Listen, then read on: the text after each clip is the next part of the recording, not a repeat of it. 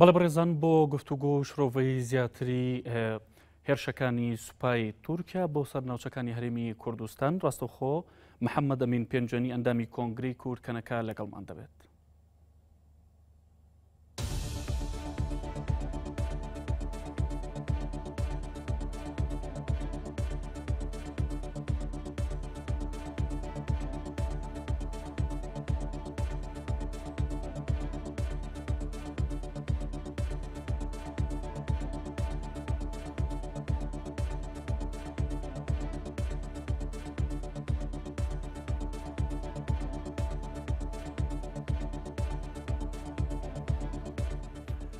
کاک محەممەد ئەم کاتت باش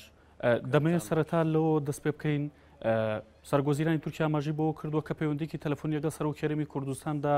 ئەنجامدا و سەر و کێرەمی کوردستان و توێتی ئامادەی هەموو هاوکاریەکن بۆ ئۆپەراسیۆنانەی کە تورکیا ئەنجامی دەدات بە تایبەت لە دژی تیرۆر. لێرەدا دەمەوێت سەرنج و تێبینیتەوە لەسەر ئەو لێدوانەی سەر و کێرەمی کوردستان بزانم بە تایبەت لە کاتێکدا کە سوپای تورکیا بردومانی بەشێک لە ناوچەکانی هەرێمی کوردستانی کرۆ ناوچەند ناوچێرەمی کوردستانن دوجار پەکەکە پارتێکی کوردیە. بڵێ شتێکی تەبیعیە کە سەرۆکی حکوومەتی تورکیا ئاگاداری سەرۆکی هەرێم بکە یا سەرۆکی حکوومەتی هەرێم بکە لە حاڵەتێکی ئاوا چونکە فڕۆکەکان ئاسمانی باشووری کوردستانیان بەزاندووە ئەو بە ئیسلاحێکی تر ئاسمان و خاکی عێراقیان بەزاندووە یعنی پێویستە لەسەر حکوومەتی عێراق پێش هەموو شتێ لەسەر ئەوە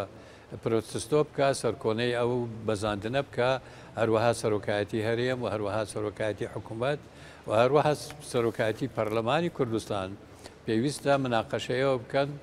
بۆچی لەم حاڵەتە حکوومەتی تورکیا ئاوا بە بێباکانە ئاسمانی کوردستانی باشوور ئەبەزێنێ و وەکو بینیمان لە دیمەنەکان کە ئیستا پیشاندرا بردومانەکە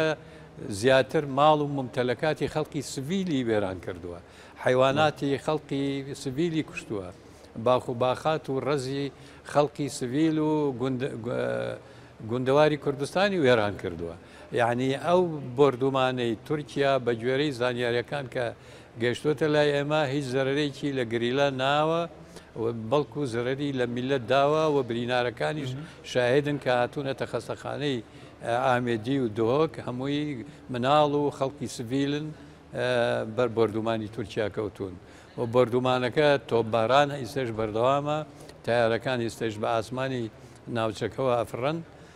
وەکوتم ئەمە پێشێلکردنی سیادەی هەرێمی کوردستان و وڵاتی عێراقیشە کەواتە ئەم پێشێلکردە دەبێت هەڵوەستی سەرۆکێرەمی کوردستان و سێسەرۆکاتەکێرەمی کوردستان بەرامبەر بەمە چی بێت بێ سەرکۆنەی ئەو پێشێلکردنە بکەن و بە تایبەتی داوا لەم منبەرەوە داوا لە پەرلەمانی کوردستانەکەم کۆبوونەوەی بکەن لەسەر ئەو پێشێلکردنە و ئەو زیان و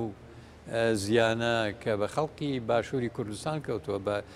دێهاتەکانی باشووری کوردستان کەوتووە سەرکۆنەی ئەوە بکەن پرۆتستۆ بکەن کۆبوونەوە بکەن مناقەشەیەوە بکەن کە ئەم حاڵەتە بۆچی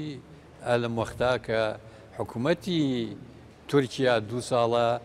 خەریکی پرۆسی ئاشتی و ڕێکلام بۆ پرۆسی ئاشتیەکە و کە ئەوێ چارەسەری مەسلەی کورد بکە لە پەیامەکەی داودۆغڵۆ ئەڵێمە دژی میلەتی کوردین باشە ئەو گوندیانەی کە ئەمڕۆ بەر بۆمبا باران کەوتون و شەهید بوون و بریندار بوون و ماڵ و منتەلەکاتیان تیاچوو ئەوانە کوردین بۆ لە ئەفریقاوە ناتون کەواتە تورکیا بۆمە دەکات لەم کاتەدا لەم کاتە ئەستیارەدا لەم کاتە ئەستیارەدا تورکیا ئەوە دەکا دوای هەڵبژاردن سیاسەتی ئاک پارتی بە ئاشکرا فەزەح بوو کە سیاسەتێکی فاشیلە چ سیاسەتی ناوخۆی چ سیاسەتی دەرەوە و سیاسەتی لەگەڵ دەوڵەتی ئیقلیمی و چی ئەو سیاسەتەی کە دیعای چارەسەری مەسلەیە کوردی ئەکرد بە شێوەیەکی ئاشتی ئەمانە هەموو ئەنجامی هەڵبژاردنەکان دەریخست کە ڕاست ناکەن و هەمووی بۆ فریودان و هەڵخەڵەتانی خەڵکی کورد بووە لە تورکیا و حتا ئەم کاری کە لە دوێشەوە دەستی پێکردووە پێشینەی هەیە پێش ئەوە دەست کرا بەگرتنی خەڵک لە شارەکانی تورکیا و لە باکووری کوردستان و لە ناو تورکیا ئەوانەی هەواداری کوردن یا لە تورکەکان لە ئەستەمبول لە ئەنقەرە لە ئیزمیر لەو شارانە کە خەڵکی پشتگیری پرۆسی ئاشتی و پرۆسی کوردەکان خەڵکێکی زۆریان گرت ئەوە 3 مانگە تەجرید لەسەر بەڕێز ئۆجەلان هەیە نایڵن نا محامیەکانی نەکەسوکاری نا وەفدی هەدەفە بیبینن و هێرشێکی زۆر کرایە سەر هەدەفە و هەدەفە ئیتیهام کرا کە پشتگیری تیرۆرەکەن ئەمانە هەمووی پێشینە و مقدمەی ئەم هێرش و شەڕەیە دیارە حکوومەتی تورکیایەوێ ئەو پرۆبلێمە ئەو شکستیەی دوای هەڵبژاردن کە بەسەری هات بەهۆی بیخاتە دەرەوەی سنووری تورکیا و خەڵقی تورکیا یا میلەتی تورکیا قەناعەت پێ بکە و شەرعیەتێک با بە و داواکردنی کە داوای هەڵبژاردننی پێشوەخت دەکەن بە ئومێدی ئەوە بە ئومێدی هەڵبژاردننی پێشوەخت ئاک پارتی سوود لەمەوە دەگرێت؟ ئاک پارتی ڕاستە ئەیزە براوەی یەکەمە زۆرترین دەنگی هێناوە بەنیسبەت هەرچوە سێ پارتەکەی ترەوە بەڵام ئەوان واتە سەورەکەن کە هەڵبژاردننی پێشوەخت بکەن و هەندێک لە سیاست شرۆڤەکارەکانیان و سیاستمەدارەکانیان کە شرۆڤەی ئەو وەزعاکەن واتە سەورەکەن کە ئەم جارە هەڵبژاردننی پێشوەخت بێ هەدەپە دەنگەکانی کەمەکە یا دەنگی کورد بەگشتی کەمەکە و دەنگەکانی ئەوان زیاکە تا بتوانن ئەو ئەجندەی ئەردۆگانی کە هەیە بگەڕێنەوە بۆ ئیمپراتورەتێکی عوسمانی مۆدرێن وەکو خۆیانەڵێن ئەو دوو لە سەرسەی دەنگەکان بێن و ئەنجندەکان تەطبیقکەن بەڵام بە قەناعەتی زۆر لە شرۆڤەگەرە تورکەکان و کوردەکان و خەڵقی ئەوەی ئەوروپیش کە دراسەی وەزعی تورکیا و ئێتیمامی بە مەسلەی تورکیا و مەسلەی کوردان ڕێیان وایە کە ئەو تەلیسمەی ئاک پارتیشکە و خەڵقی تورکیا جارێکی تر لەو دەنگانەی کە ئێستا داویانە بە ئاک پارتی زیاتری ناداتێ بەڵکو دەنگ ئەدەن بە هەدەپە و بەو هێزانەی کە داوای چارەسەری مەسلەی کورد و داوای دیموکراتی و ئاشتەوایی یەکەن لە تورکیا. ئەم هێرش و بردومانانەی لەم کاتەیە ئەمەی کە لە ئێستادا ڕووەدا دوجار دەستگیرکردنی ئەو لایەنگرانی پارتی کرێکارانی کوردستان و هەدەپە لە تورکیا چ کاریگەریکی لەسەر پرۆسی سیاسی ئێستای تورکیا دەبێت؟ طبعا کاریگەریکی نەگەتیفی ئەبێ و متوقعەکەم لەم ڕۆژانەی دوایە لە ئەوروپا لە جیهان لە حتا لە ناوخۆی تورکیا خەڵک و سیاست مەدارەکان و پارتی و هێزە سیاسیەکانی تورکیا و دەرەوەی تورکیاش سەرکۆنەی ئەم کارە بکەن و بکارێکی خراپی لە قەڵەمبان و تورکیا ئەیەوێ بەم کارە ئەو تۆمەتەی لەسەر خۆی لابا کە تەوقی داعاشیان کردوتە ملی و ئیسباتیش بووە لەسەری ئەوێ بە شەڕێکی شکلی یان بە شکلی لەگەڵ پرۆسەی بربەرەکانی داعاشە بچێتە پێشەوە ئەو تۆمەتە لە ملی خۆی لابا داعش و پەکەکە چی بەیەکیانە بەستێتەوە بۆ ئۆپەراسیۆنی کیاوبەش بۆ سەر ڕێکخراوێکی چەکداری وەک داعش دوجار بۆ سەر پەکەکە ناوهێنانی ئەم دوانەوەکو یەک بۆ تورکیا ئەوێ وای بخاتە قاڵبی سیاسی و قاڵبی فەرهەنگی سیاسی لە ناو تورکیا و لە منتیقەکە و لە عالەمە هیچ شتێک بە یەکیان نابەسێ داعش هێزێکی تاریکی کۆنەپەرستی ئیرهابی خوێن ڕێژە کە ئەیبینین لە هەموو عالەم بەرەنگاری بوونەتەوە پەکەکە هێزێکی کوردی شۆڕژگێڕی نیشتمان پەروەری دیموکراتی خوازە داوای مافی کوردەکە داوایەوە کە 20 ملیۆن ئینسانی کورد بە کوردی قسە بکەن پەکەکە ئەمەیە بەڵام تورکیا کە ئێستاوای لە قەڵەبا لە قەڵەم ئەدا ئەو ناڕەحەتیەیە کە لە سەرکەوتنی هەدەف لە تورکیا هاتە وجود نازانێت بە چ شکلێک چارەسەری ئەم شکستەی خۆیان بکەن. ئەتبەمەوە سەر لێدوانێکی داودۆخلۆ سەرگۆزیرانی تورکیا دەمەوێت شرۆڤەی تۆ بۆ مەبزانم ئاماژە بەوە دەکات دەڵێ بارزانی پێی وتووە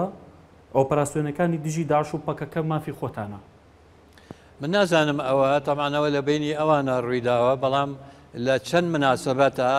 داوایان لە پارتی و لە سڕک بەرزانی و لە یەکێتی نیشتمانی و لە هێزە سیاسیەکانی باشوور کردووە کە بە بەیانی ڕسمی پەکەکە بەناوکەن کە تیرۆرە نیان کردووە بەڵام ئەم قسەیە کە ئێستا داود ئۆغڵی و ئەیڵێ ئەمە شتێکی تازەیە ئەو تەلەفۆنە لە بینی ئەوانە بۆ نازان. باش پێشبینیەکەی پەکەکە پارتی کرێکارانی کوردستان چ وەڵامێکی بێت؟ پێشبینی یەکەم پارتی کرێکاران وەڵامێکی تونگی هەبێ و دوێنێ شەویش وەکو لە میدیاکان گوێم لێ بۆ ئەمڕۆ لە زۆر شاری تورکیا هێرشی گریلەکان بۆ سەر مەخفەر و شوێنە ئەمنیەکانی حکوومەتی تورکیا و ممکنە ئەو کردە پەرچاری پەکەکە بە قووەتر بێ و هەندێک شەڕ بکەوێتە ناو شارەکان و ئەم شەڕە کە تورکیا هەڵی گرسان و پەیمانی ئاشتی کە لەگەڵ بەڕێز ئۆجەلان لە حەبسخانە بەستبیان پەیمانەکەی شکان و بە ئاشکرا ئیعلانی کرد. کاتە شتێک نەما بنەی پرۆسی ئاشتی وەسە لە تورکیا؟ تا ئێستا من شخصی ناومێد نیم چونکە سیاست ئەگۆڕێەوە ینی پێش 2 هەفتە داودۆغڵ و بەڕێز ئەردۆگان و قسەیان نەکرد کە ئەمڕۆیکەن ئەوە ممکنە ئێستا خەڵکی خێرخواش بکەوێتە بین یا دەوڵەتان بکەوێنتە بین کە مەسلحەتیان لەو شەڕانیە و پێویستە من داوا لە هەرێمی کوردستان و لە باشووری کوردستانەکەن کە سیاست مەداری کورد دیسان هەوڵی خۆیان دووبارە بکەنەوە بۆ ئەوەی پرۆسەی ئاشتی بێتەوە مەیدان و پرۆسەی ئاشتی هەچەند بەیانی برادرانی قەندیل ویان ئیعلان کرد کە پرۆسەی ئاشتی تەواو بەڵام ئومێد هەر هەیە و احتیمالە پرۆسەی ئاشتی بکەوێتەوە گەڕ ئەگەر هەوڵێکی باشی بۆ بدرێ. ئەم جەنگە خزمەت بە کێکات؟ ئەم جەنگە خزمەت بە کەس ناکە و زەرەرمەندی گەورە دەوڵەتی تورکیا و حیزبی ئەردۆگان ئەبێ کاتە بۆی کات.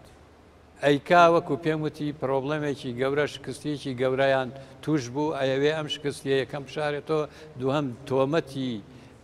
یارمەتی دانی داعش لە ملی خۆی لابە سێهەم وەزعی ئاڵۆزی ناو تورکیا بخاتە دەرەوەی سنووری تورکیا چوارهەم بۆ ئەوەیە شەرعیەتێک بدا بە خەڵکی تورکیا کە داوای هەڵبژاردننی پێشوەخت بکەن وەکو باسم کرد لە پێشا کە ئەوان بە قەناعەتی ئەوان هەڵبژاردننی پێشوەخت خزمەتیانەکە.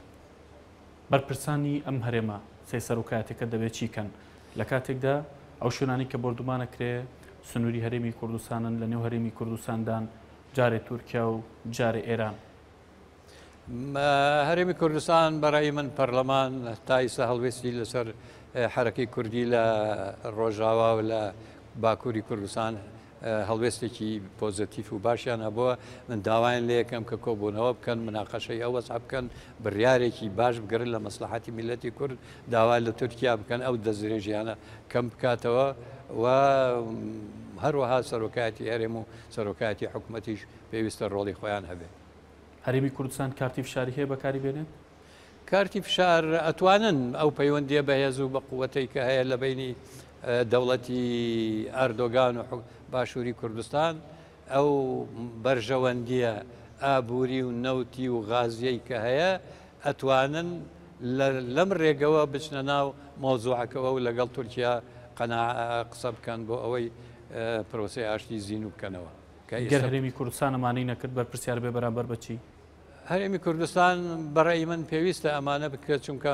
هەڵوێستێکی نەتەوەی و قەومیە هەڵوێستێکی نیشتمانیە ئەمڕۆ بەشێک لە میلەتی کورد لە ژێر بۆمبا و لە ژێر ئاگربارانی تورکیا دووچاری ناڕەحەتی بووە ئەوەتە بەسەدان کەس لە شارەکانە هەموو ڕۆژە خۆی حکوومەتی تورکیا ئەعلانیەکە ئەمڕۆ 200 ئەمڕۆ 300 ئەمڕۆ 400 کەسمان گرت و خسمانە حەبسخانەکانەوە ئەم ڕەشە کوژیەی کە لە تورکیا بەرپا بووە پێویستە هەڵوێستیان ببێ بەرامبەر بەم ئەمە نەکرد بۆ کورد بەڵکو دژی دیموکراتیەتە دژی ئازادی فەردە دژی ئازادی کەسە لە تورکیا پێویستە هەڵوێستیان هەبێ وەگەر هەڵوێستیان نەبێ یعنی وەکو میلەتی کورد ممکنە لۆمەیان بکە لە تاریخ لە مستەقبل. دەبێت حکوومەتی عێراقی چۆن مامەڵە لەگەڵ ئەمایە بکات؟ حکوومەتی عێراقی واجبە لەسەری پێویستە حکوومەتی عێراقی پێش هەموو کەسێ پرۆتستۆ بکە. پێش ماوەیەک پێش چەند مانگی حەیدەرعەبادی هەندێک قسەی کرد بەرامبەر تەیارەکانە هاتن. پێویستە حکوومەتی عێراق و مەجلیسی وزەرای عێراقی هەڵوێستێکی تونگ و تۆڵیان هەبێ تیژیان هەبێ پرۆتۆستەوەی ئەو پێشێلکردنی سیادەی عێراق بکەن ئەوان خۆیان باسی سیادەی عێراقەکەن ئەی بۆ ئالەماکەوە بەشێکی عێراق و خەڵقی عێراقی ئەوانە کوردن و عێراقین هەتا ئێستاش ئێمە بە هەویەکانمان هەر نووسراوە عێراقی ئەمانە ئێستا ئەمڕۆ کوژرێن و دەست و لنگیان لە ژێر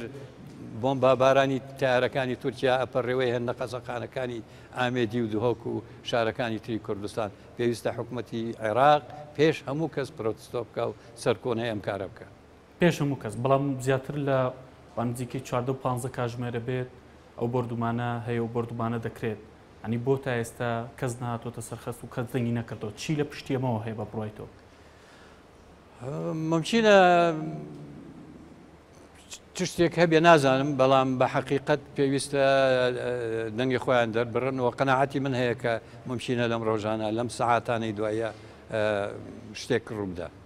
یان محەممەدەمین پێنجێنی ئەندامی کۆنگری نەتەوەی کورکەنەکە سپاس بۆ ئامادەبوونی لەم شرۆڤەی لە ستۆدەکانی نارتی سپاس بۆش.